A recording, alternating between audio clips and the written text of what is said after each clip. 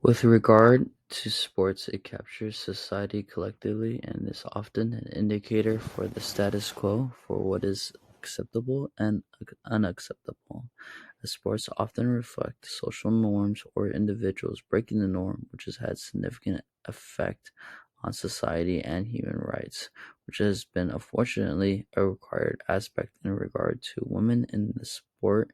since they've had to fight constantly in an environment that is gatekept from having a collective voice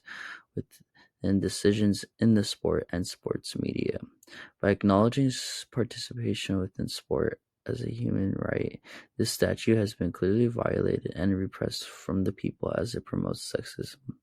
This is due to a collective period of time that women in sport experienced neglect and ridicule as they fought for this right to participate within sport.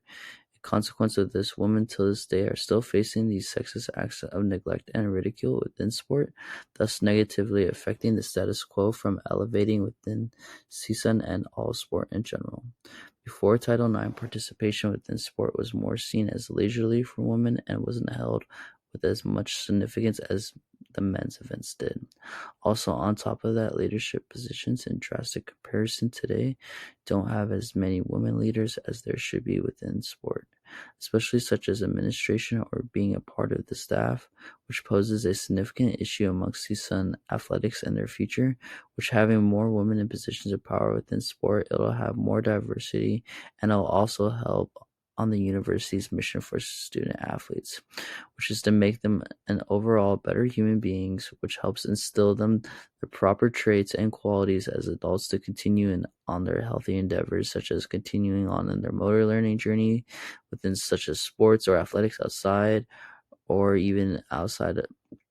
but to most of the part, it's outside of professionalism and more towards leisure. This endeavor is seen as a future challenge for future women in power within sport. Therefore, if this issue was to be solved, it would represent how women